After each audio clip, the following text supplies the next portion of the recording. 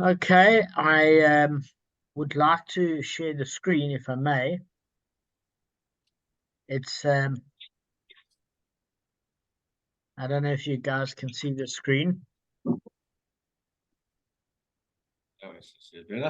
So, guys, can you all see the screen? Yeah. So this is the first time that we've convened for the 2024 year, and it happens to be the 5th of Shvat, which is why we wanted to do it by Mincha time, because it's the Yartzeit of a dear friend of mine, Russell Manning.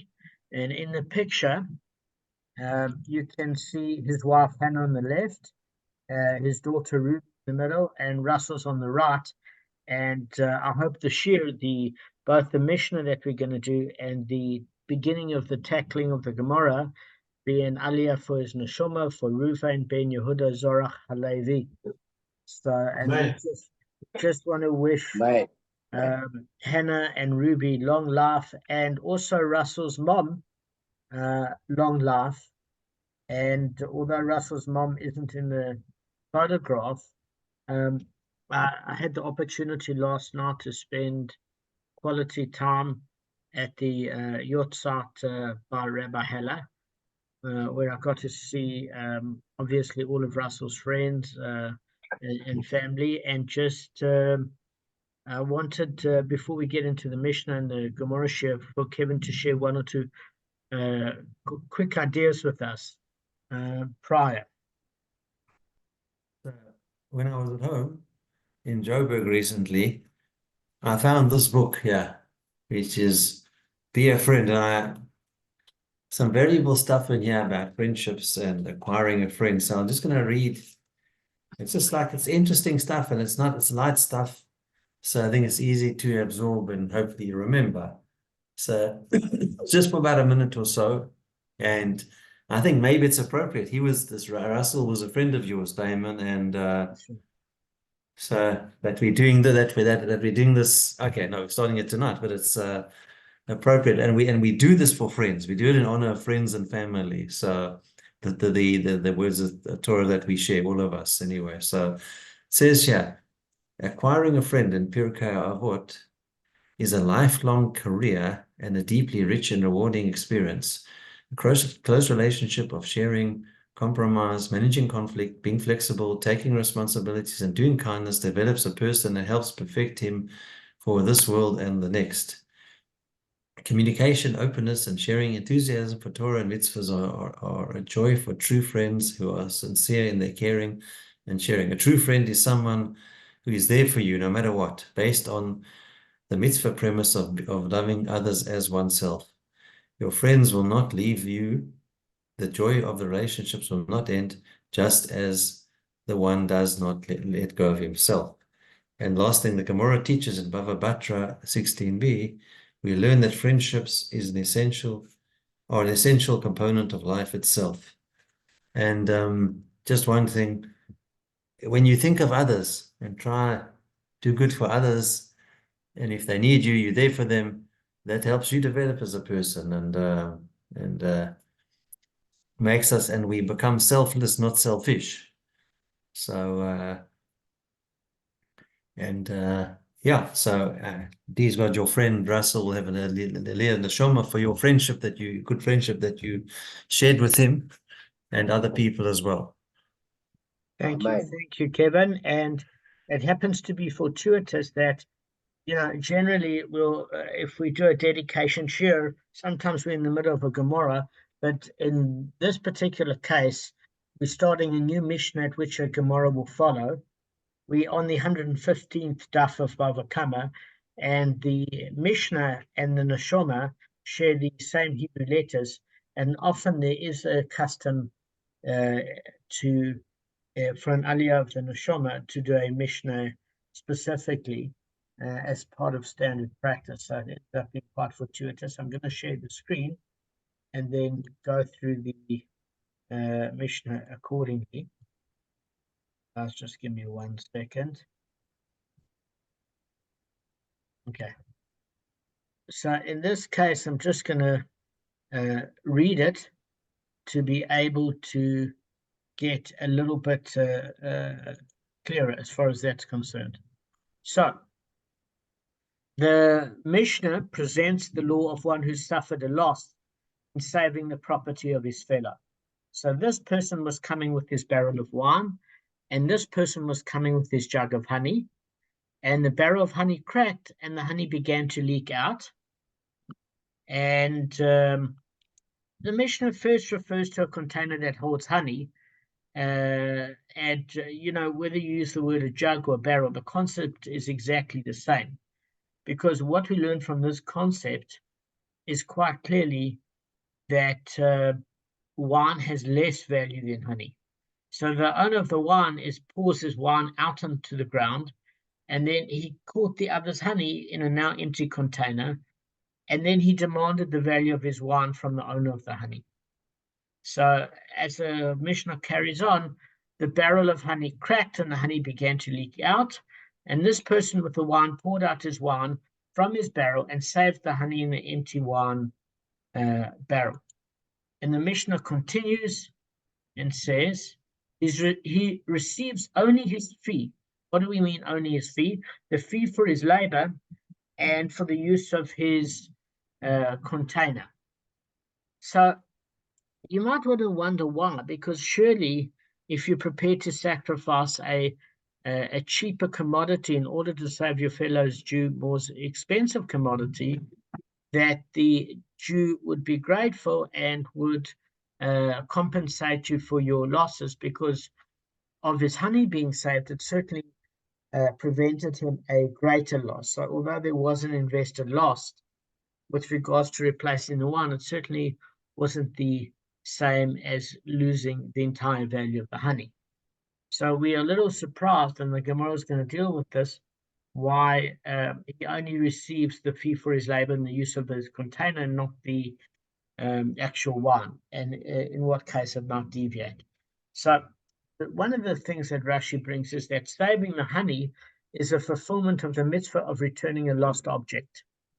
So although one generally isn't permitted to accept payment for a mitzvah of returning a lost object, this case is different because saving the honey basically entails the loss of the wine.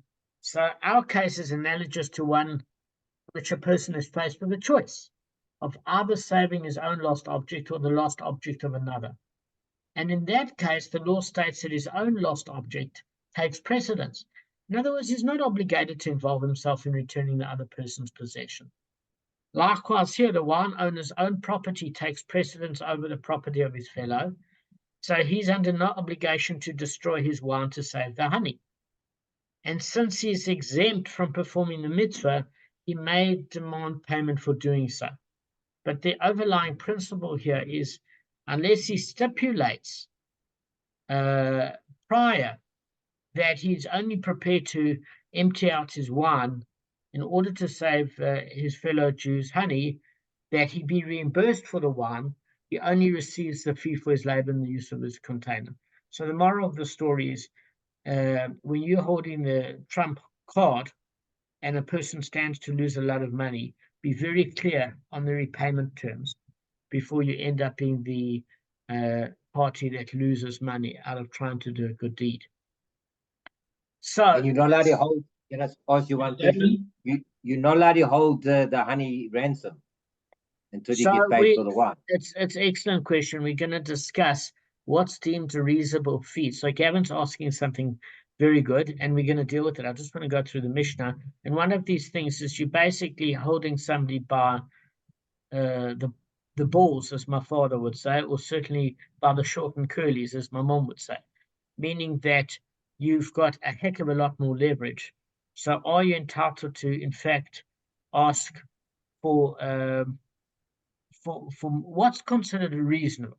In other words, as long as the person doesn't suffer any loss, he's better off for even negotiating the terms and conditions that are not as suitable for him. But there are legal constraints, Gavin, and that's what the Mishnah is coming to bring. And the Gemara is going to say in what cases are you allowed reimbursement? And it seems to go even further in terms of stringencies, that unless you discuss it, you're only going to get paid for your labor and the use of your container. Why? Because you're under no obligation to do this mitzvah, because it's either your item gets lost or his. And therefore, since there's no obligation, there's no automatic compensation. So you don't have to get rid of your wine to save his honey. So you certainly need to stipulate it. Now, the Mishnah continues. I'll get to Arthur's point now. Let's just finish the Mishnah. I'm happy to take questions before we get to the Gemara. But if he poured out his wine and he said to the owner of the honey, I'm going to save your honey, but you must give me the value of what is mine, meaning the wine. The owner of the honey is obligated to give him the value of the wine. Now, there are certain cases where that person might not be present. Say, for example, there's a delivery guy. Take a case of South Africa. With the owner of the business is in the honey business, and he's got a couple of black laborers. I'm not trying to sound racist, but and they work for him as delivery guys. Now, they haven't agreed to anything. So on what circumstances can you deal with a third party? So generally, the circumstances are, it should be, well, let's use a time in the Gemara.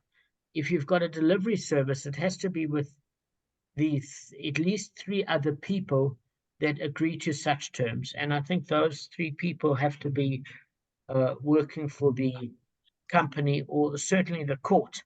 And I don't see why it uses the system in the Gemara of the court, because if you had time to go to the court, you would certainly have time to save your honey. But I think in principle what they mean by Bava Kamma daf 115a5 is that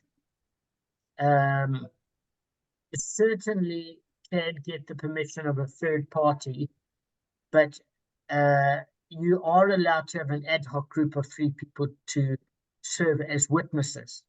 That, in other words, to stay as witnesses if you can't get hold of the owner, I am saving this honey, saving him a fortune of money in return for compensation of the lesser value of wine, but I do not want to lose any of the wine's value. Okay, and that's mentioned in a different Gemara in Bava Kamma daf 130b. So all I'm saying is the bottom line is, according to the Mishnah, you need to really stipulate what you're prepared to do and for how much in a very quick manner. There's a second case, and I'm going to explain to you how this differs, is a river swept away his donkey and the donkey of his fellow. His donkey was worth 100 zuz, which is a manna, while his fellow's was worth 200 zuz, 2 mannas. Okay?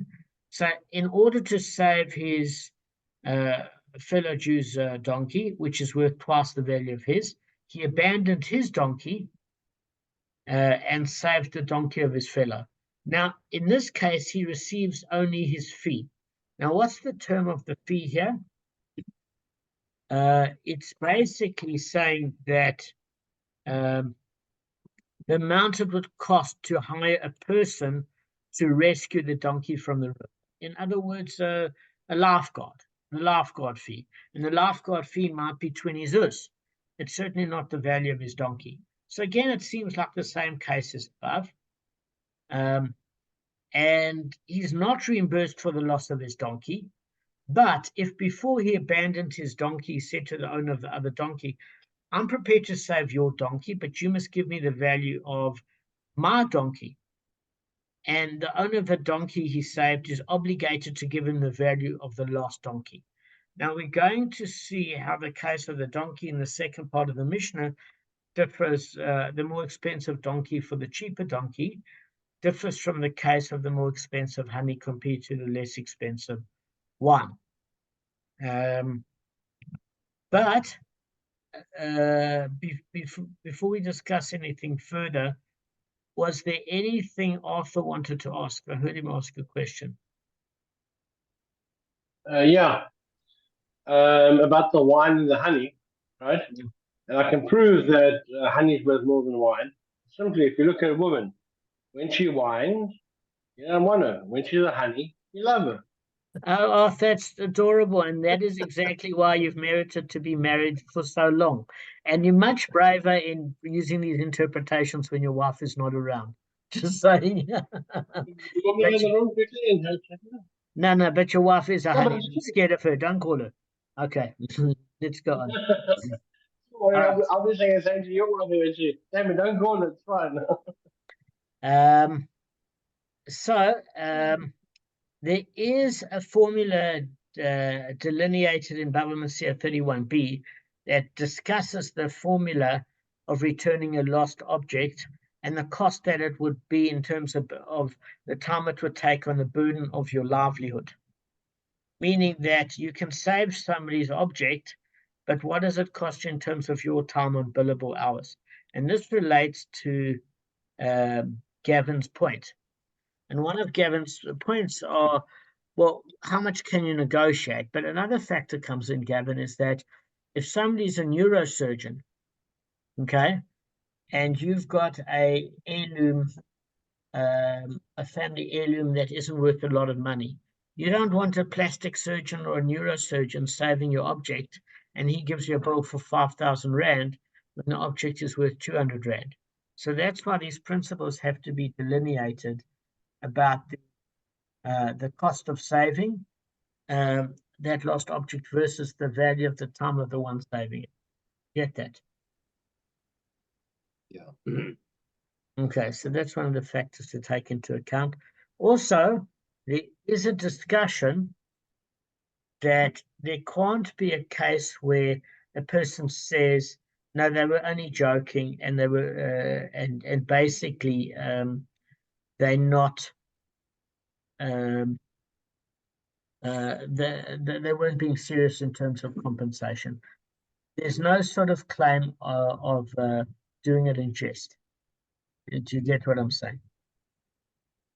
So, just one or two questions before we go to the Gemara. Hang on a sec. Let me just check one of the sources of Rashi. Give me a second. Also, are there witnesses to all of this as well? When if somebody says, I'm going to give up my barrel or whatever, I'm going to give up my wine, does there have to be a witness to this? As far as I know, only in the absence of the owner, but in otherwise not. But I think what we would do is we would make the person, witnesses are preferable.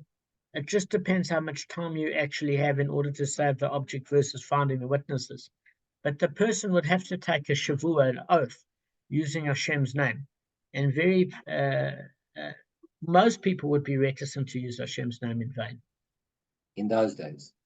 In those days, yeah, they would lie if it saved them money. I think that volunteered. Yeah.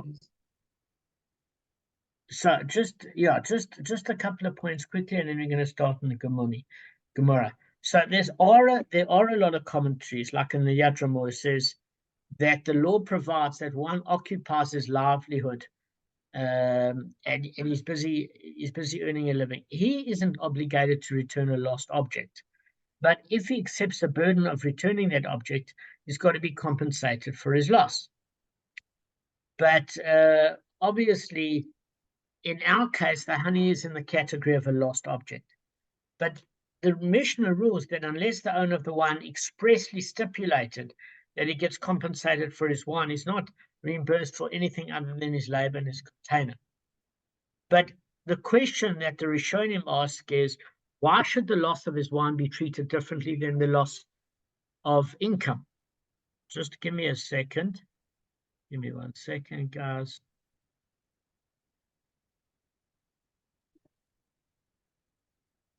Okay. So basically, the Rishonim ask, why should it be a different case? Whether one should be treated differently than the loss of income. So the Rosh answers that in the case of a lost object, the owner is not present in many of the cases. So there's no stipulation that can be made with him directly to answer Gavin's question. Sorry, Gavin, I had to find it after you asked me the question. It's not so easy to find something quickly. Okay? So if the finder would be unable to recoup his loss, he wouldn't bother to return the lost object. So in other words, halachically, to ensure the return of lost objects, the rabbis basically mandated that the finder be reimbursed. Otherwise, nobody would bother. In our case, the owner is present. in the case of the Mishnah. So to ensure compensation, the rescuer need only stipulate with the owner to that effect that he agrees to those terms and conditions. Because basically his compensation is in the rescuer's own hands, the rabbis basically saw no need to place an obligation upon the owner. I mean, a guy can see his money going down the drain, and he better wake up and come to the party. Therefore, unless the owner of the wine stipulates that he has to be reimbursed, the owner of the honey doesn't have to compensate him for his loss, because the person, generally a contract is between two parties. Both parties are there, and therefore the terms have to be stipulated. But even if he makes no stipulation, and there's going to be a whole argument, he receives a fee for the labor and the use of his container. And although the owner wasn't consulted, we can say at least he has to pay that.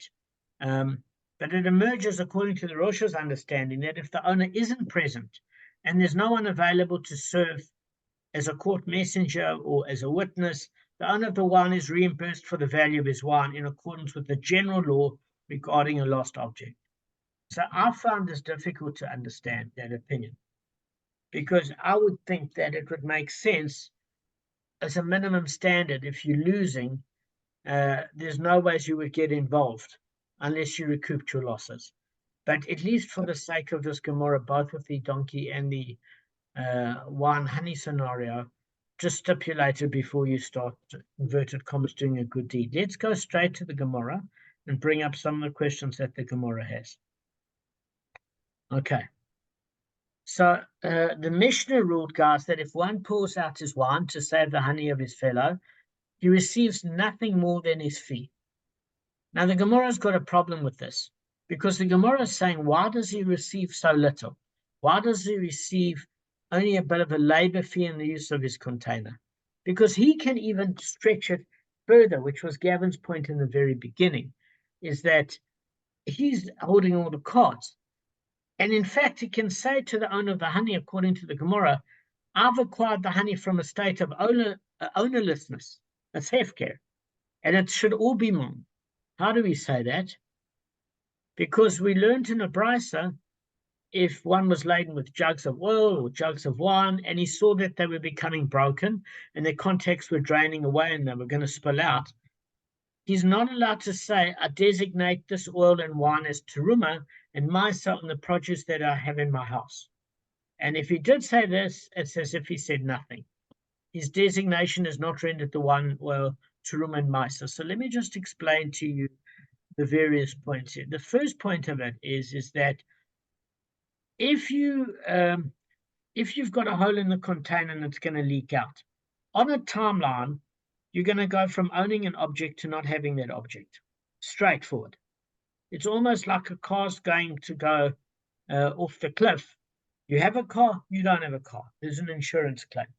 So too with leakage. So what the owner of the wine can end up saying is that, listen, never mind you pay me for the wine, you should actually pay me everything, or at least what I asked for, because when that honey spills in the ground, you don't own it anymore. It's actually ownerless. If I wanted to scrape it up and it was on a clean floor surface and then resell it as grade B honey, I can do so. It's no longer yours when it comes out of the container. It's almost like oil that's spilt on the road. So we're saying, well, how do you get this concept of hefker, of ownerlessness? And then we learn this brisa about a person having jugs of wine or oil, and that the contents are broken and they're going to drain away. So you can't say a declaration to save you money. So let me just give you an idea of this case of, you're not allowed to say, I designate this oil and wine as teruma and maisa on the produce that I have in my house. Okay, so what are we talking about here? Is that at the end of the day, you've got this case where you've got tevel. So tevel is untyped produce. Now, what is meant to happen is normal Jewish people have to give 10% of their maisa to the Levi, and the Levi, upon receiving it. So, for example, you've got 1,000 rands worth of tevel, untithed produce. Then you take 100 rands worth, or 1 barrel, and you've got 10 barrel, and you give it to the Levi. The Levi then has to give 10% of what he's received, the 100 rand, and give 10 rand to the Kohen. Okay? And then it's tithed for the Levi, and beforehand it's tithed for the normal Jewish person in Israel. Now, once the normal Israelite has given his Misa or Truma to the Levi, it's up to the Levi to give it to the Kohen. His only job is to give it to the loan. So what he's done here is he's seen that his barrels are broken, or they're certainly leaking, and all the contents are about to drip out, whether it's the oil or whether it's wine. And he's got a whole lot of barrels at home. So let's just say the guy's got 10. Kevin, can you see us? Because you're looking to the opposite side. Can you see us on the screen? Because we can only see you on I'm not looking at the screen, I'm listening. Oh, no, that's fine. Okay. Yeah, I just don't look at the screen because I just want to give my eyes a break. Okay. No problem. So what we are saying, Kev, is that you've got 10 barrels. You've got 9 barrels at home of oil or wine, and you've got 1 barrel in the car. And all of a sudden you see a puncture in your barrel, and you've got to get it out of the car quickly before wine or oil is in your car, but you're going to lose it. So suddenly you were going to take that 10th barrel home, and now all of a sudden, since you have to give 10% of your money to Truma and 10% to Misa, you decide that since you're losing the wine or the oil in that barrel anyway, you're going to dedicate that to temple services and the Kohanim and the Levim.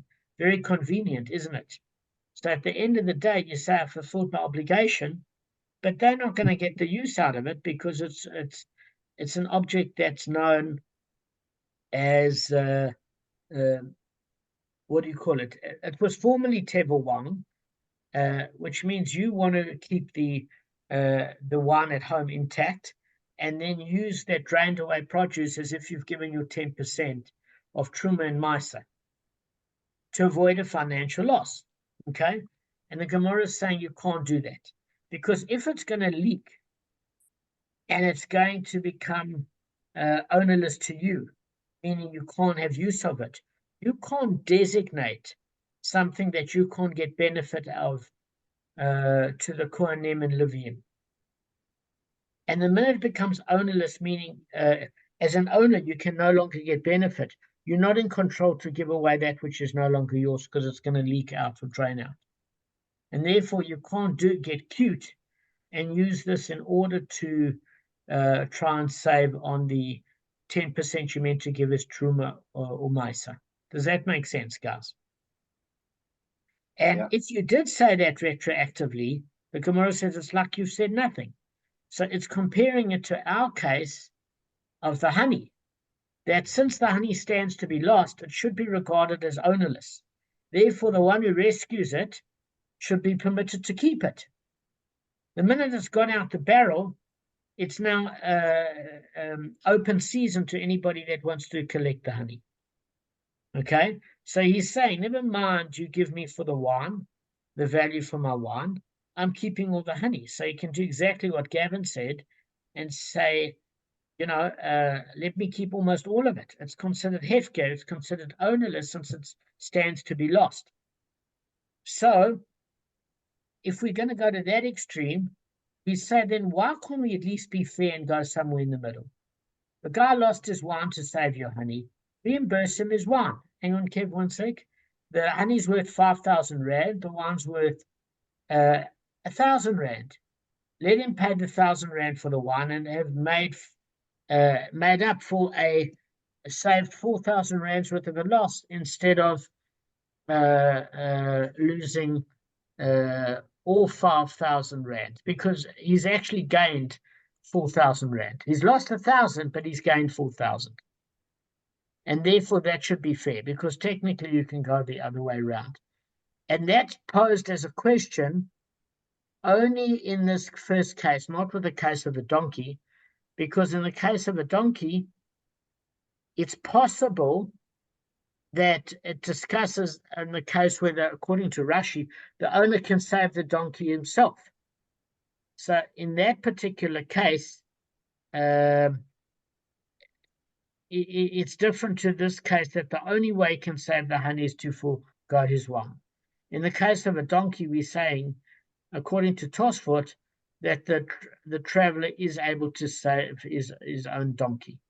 So therefore, he has to make a stipulation. But in this case, why shouldn't the wine be replaced? It was directly that sort of sacrifice that allowed that 4,000 rand saving on the honey, even though it cost him 1,000 rands worth of wine.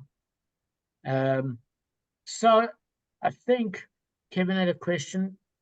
So what does the concept of, in Bava Kamma, where the person, if he doesn't despair, he still wants his honey back, even though the honey is falling out of a leaking barrel, then does that could also come into play. He'll never despair over his honey. So even though why should it become hefker if he still regards it as his property? So there's two different approaches. Rashi said, if it is an inevitable situation that you might not despair, a person might not despair of dying on the Titanic, but at the point where it's cracked the iceberg, you can live in denial, and that person can still die of hypothermia and not be rescued, whatever your mental state is. And Rashi is saying that it goes so far as if it's a fait accompli, while in the barrel, a third party can still claim it. Whereas the Rambam, Maimonides, says it has to already have left the barrel, because while it's in the barrel, it's still under the auspices of the owner. But it's different here because it wasn't theft. So there's no responsibility. It's not like a case where somebody owns something and it was only because the other person took it from them that they have lost it. And therefore that's considered theft, or a case where he's found an object and he hasn't given it up. You have an obligation to return it, but you don't have an obligation to suffer losses and lose in order that another person gains. If you stand to lose and they stand to lose, you're under no obligation. If there's no loss on your side, then you have an obligation. And if there is loss on your side, then you've got to work out the value of the item versus the value in your time. And so too, in this particular case, the person of the honey should have a reality check very quickly and realize it's better to lose 1,000 rand compensating another Jew for the wine, because it's only him emptying the wine, which he doesn't have to do and doesn't have to lose money in order to save your 5,000 rand honey. And to save 4,000 rand and lose 1,000 rand invested in the wine replacement is a good business deal. But because you're not there's no obligation for you to do so, because there's no mitzvah in suffering a loss to gain somebody else, then it's not the automatic defaulted position, and therefore you have to state in advance. Otherwise, you're only going to be paid for your time in the use of the container. I will empty out my wine if you agree to replace it, and if the original owner isn't there, you need at least 3 ad hoc males as witnesses to the fact that you're prepared to do it. And even then, I don't know if I'd take a chance, honestly. How come you need 3? I mean, we've never gone more than 2 witnesses before.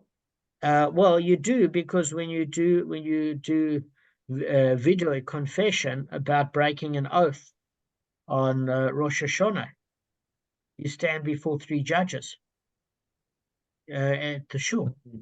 So therefore, this is an element of the vows. Yeah, so this is a vow saying I am prepared to save your thing, which is a commitment, on condition that we do. And perhaps Gavin's right. The reason that we usually only need 2, but maybe do that as a contingency plan in case one of the witnesses gets sick, disappears, dies, or immigrates. And maybe because there's an oath factor involved. All right, guys. One big point, Damon, before we finish. Just very quickly. So the person that wants to forsake their wine to save the other person's honey, are you saying they can make a deal with them that they want to share in the profit of that honey No, as a condition? I think that's going to be a discussion for a later part of the stuff. But in principle, the very reasonability is at least having a stipulation to compensate for your losses. I think in terms of how far you can negotiate when somebody else is in a tricky position is constrained by halacha. We're going to deal with it probably by Thursday. Probably by Thursday. Otherwise, you can go ballistic if it wasn't constrained. Yeah. So it's got to be within. Take advantage of in trouble. We're going to talk about a guy that's imprisoned and use the escape route. How much can you hold him over a barrel? So we're going to discuss this. Without honey or wine in it, yes. Yeah, exactly. Guys, have a great day. Now, what time tomorrow?